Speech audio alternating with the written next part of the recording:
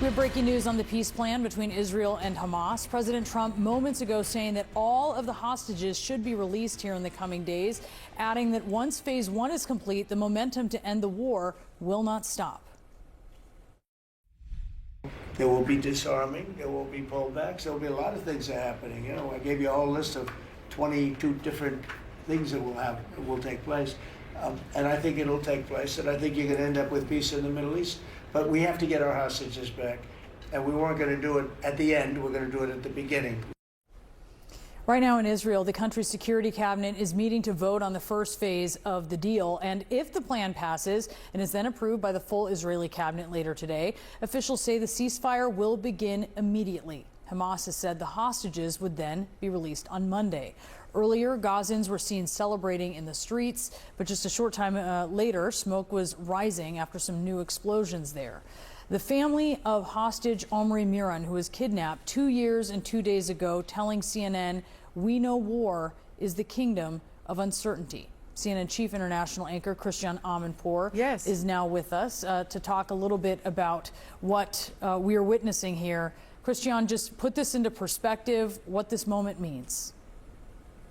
Look, it's a really, really important moment, and Trump has achieved a ceasefire with, as you just heard him say, the momentum set to pursue to the final end game, which is a peace, a lasting peace between Israelis and Palestinians. It has to be said that the elements to this peace are well known. It really just does depend on getting the full might of the United States in terms of its diplomatic and political leverage over Israel, and indeed with its Arab neighbors and Arab, allies in this event. They got all the important Arab states to come in and to help push Hamas towards agreeing. They got Turkey to come in as well and do it, and they have insisted. This is, when I say they, I mean Trump and the administration. That Netanyahu listens as well and does what he needs to do. So yes, it is a ceasefire now, and the next phases will be as they have laid out. I mean, look, the devil will be in the details. I know we say it all the time, but I've covered enough ceasefire and peace negotiations to know that this is not an overnight job. It will take a long time. It will take focus. It will take serious negotiations and real commitment. I just spoke to a load on my show just now of expert Middle East negotiators, a former Israeli Oslo negotiator, a conflict resolution negotiator, one of the negotiators who helped in previous U.S.-Israeli-Palestinian negotiations. And they all say one of, if not the main key, is for America to stay 100% involved and to be as honest broker as it can, and not just to be on one side. So this is a very important moment, and we know that according to this first phase, after the Israeli cabinet has agreed and Netanyahu and everybody signs off on it, then there will be apparently a 24-hour period until the actual ceasefire takes effect and the guns stop firing. And hopefully then they can start getting the hostages back within some 72 hours after that. And at the same time, or at some point, very, very soon, they have to surge in hundreds and hundreds of trucks of basic necessities, i.e. food and medicine, to a Gaza that's been under siege for half a year. And it's a terrible situation there. So the whole thing is on the road for the first time in a long, long, long time. And many people are excited, but also really worried and hopeful that nothing derails it, even at this early date. Yeah, there's this element of kind of holding your breath, waiting for this to all happen. What does security look like moving forward, Christian? What is that going to look like for Palestinians?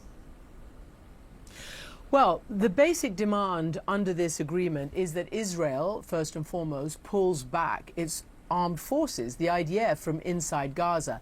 That we remain to see. What lines? Will it be a total pullback? Will it not? What exactly? We know that Prime Minister Netanyahu and his extreme far right, frankly, most people in his government don't want to pull back. They don't want to pull back to a place where they feel they may not be safe and secure, and to a place that they may not be able to start the war again if they want to start the war again. And this has happened. So I'm not saying this, off the top of my head. For the Palestinians, according to this this plan. There is some, but the details are not quite clear. There's some talk of trying to assemble a peacekeeping force. Again, we don't know who and what would make up the component parts. We've heard that it could be an Arab force that comes in along with certain Palestinian factions in some form or fashion.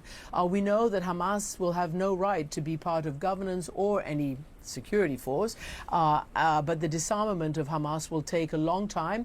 You know, the Northern Ireland peace proposal, the peace accord that was signed, the Good Friday Accords, I think it was 1998. It took another 10 years to negotiate the full, they called it decommissioning of the weapons. So the weapons were put out of use, but to end any armed factions, it took a long, long time. So this is not an overnight process, and it's going to take a long time. But unless there is an end to the occupation in the West Bank and, de facto in Gaza, there will not be peace. And that is the bottom line for what the Palestinians say, what many Israelis say, former negotiators for sure, and for what the rest of the world says. We've come to that place now in history after this terrible 2 years that began with the horrors of October 7th. We've come to that place where we know what the end picture looks like, and there can be no more messing around the edges and not doing what has to be done, which is the end of an occupation and to allow two states to exist in peace and security. And that was the point of this year's UNGA.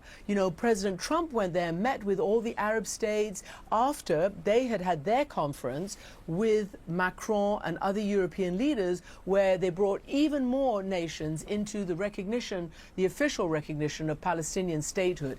This is all part of the building blocks to a future. Yeah, really putting it into perspective. Christian, thank you so much for that. Christian Amanpour. Boris? Thanks, Brianna. For more on the situation in Gaza, let's turn to former U.S. Special Envoy for Israeli-Palestinian negotiations, Frank Lowenstein. Frank, thank you so much for being with us. Do you have any doubt that Israel's Security Cabinet is going to approve this first phase agreement? No, not really. They're only approving the initial stage. They're effectively just approving the release of the prisoners in return for the hostages, and that doesn't really touch any of the red lines of Bibi's extremist partners. But I do think that there's a long way to go before we can declare this a success, right? Even in this first stage. So there's much to celebrate. There's still a lot of things that can go wrong. And we had the situation in 2014. We negotiated a ceasefire that the Israelis and Hamas had both agreed to, but it wasn't clear where the withdrawal lines were exactly located. And it turned out there was a couple of Israeli soldiers that were on the wrong side of that. They were killed by Hamas.